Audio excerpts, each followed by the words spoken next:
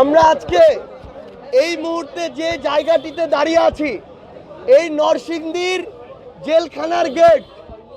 এটি ছিল নরসিংদী জেলার 2024-এর ছাত্র জনতার অভ্যুত্থানের একটি রণক্ষেত্র।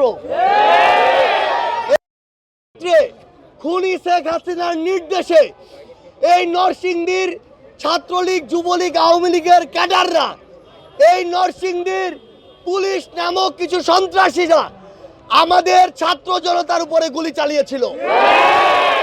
এখানেই কেউ কেউ পোশাকে, কেউ কেউ পোশাক ছাড়া, কেউ অস্ত্র নিয়ে, কেউ অস্ত্র ছাড়া আমার নিরীহ ছাত্র জনতার উপরে ঝাঁপিয়ে পড়েছিল।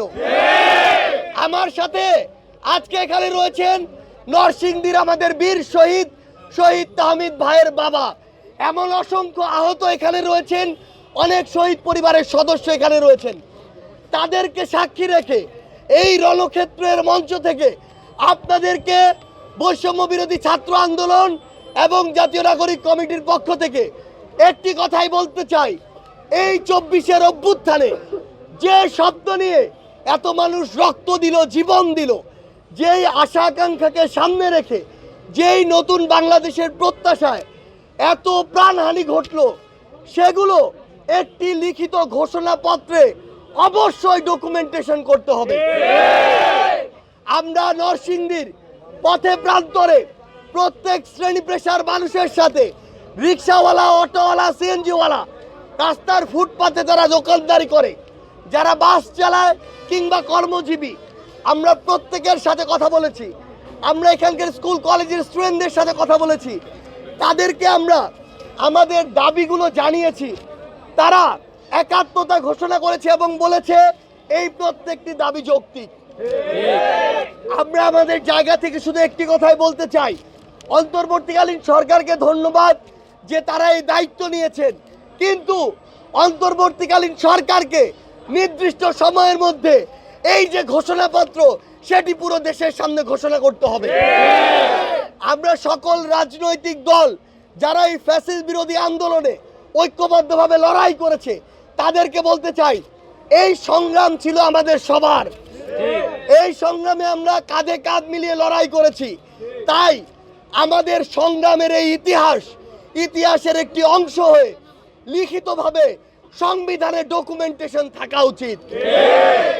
আমরা ফ্যাসিস্ট বিরোধী যারা ঐক্যবদ্ধভাবে লড়াই করেছিলাম, আমরা ঐক্যবদ্ধভাবে এই লড়াই জারি রাখবো এবং ঐক্যবদ্ধভাবে এই যে ঘোষণাপত্র, সেটি যেন পুরো বাংলাদেশের মানুষের সামনে আসে। এবং 71 যেমন আমাদের শেকড়, 24ও কিন্তু আমাদের অস্তিত্ব। ব্রেকফাস্ট, টিফিন কিংবা স্ন্যাক টাইমে মজাদার আয়োজন মানে অল টাইম ব্রেড। এই অস্তিত্ব যেন আমরা ইতিহাসের অংশ হিসেবে রাখতে পারি এবং সেখানে আমাদের শহীদদের কথা, আমাদের বীর যোদ্ধাদের কথা, বৈষম্য বিরোধী ছাত্র আন্দোলন নামক প্ল্যাটফর্মটির কথা, যেটি আমাদেরকে ঐক্যবদ্ধ করেছে, নতুন রাজনৈতিক বন্দোবস্তের কথা, সকল সিস্টেমগুলোর সংস্কারের কথা, প্রত্যেকটা মানুষ যেই পেশারই হোক সে যেন সমতার অধিকারটুকু পায়, এই কথাগুলো। এমনকি সবচেয়ে গুরুত্বপূর্ণ হচ্ছে, খুনি হাসিনা সহ যাদের নির্দেশে এত মানুষকে খুন করা হয়েছে, রক্ত ঝরানো হয়েছে, তাদের বিচারের শাস্তির স্পষ্ট কথা এই ঘোষণাপত্রে থাকতে হবে। আমরা আজকে জেল গেটে রয়েছি। আজকে আমাদের সাথে এখানেও হয়তো অনেক পুলিশ সদস্য, বিভিন্ন সশস্ত্র বাহিনীর সদস্য ভাইরা রয়েছে। আপনাদেরকে অনুরোধ করব, খুনি হাসিনা প্রত্যক্ষ পরোক্ষভাবে আপনাদের ইমেজকে সংকটে ফেলেছে। আপনাদেরকে এই ইমেজ আপনাদের কাজের মাধ্যমে ফিরিয়ে আনতে হবে। দয়া করে এখন আপনারা জনগণের বন্ধু হয়ে উঠুন। দয়া করে ওই টাকার দিকে আর তাকাবেন না।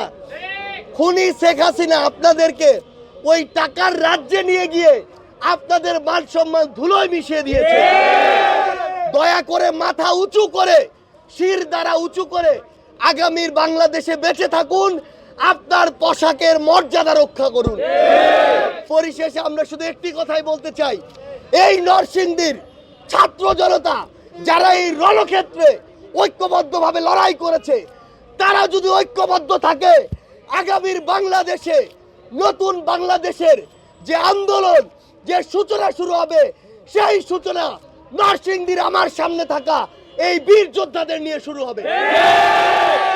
আমরা আপনাদেরকে স্পষ্ট করে বলি, আমরা অন্তর্বর্তীকালীন সরকার যে দায়িত্ব নিয়েছে সেই দায়িত্বের প্রতি শ্রদ্ধা জানাই, তবে দায়িত্ব নিয়ে দায়িত্ব পালন করতে হবে।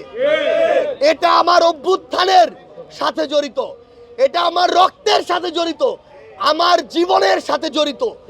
এখানে বিন্দু রকম এদিক ওদিকের কোনো সুযোগ নেই।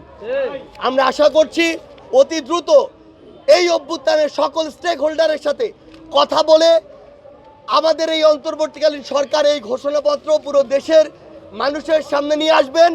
তার পূর্ব পর্যন্ত বাংলাদেশের প্রত্যেকটি জেলায়, উপজেলায়, ইউনিয়নে আমাদের পদচারণা হবে।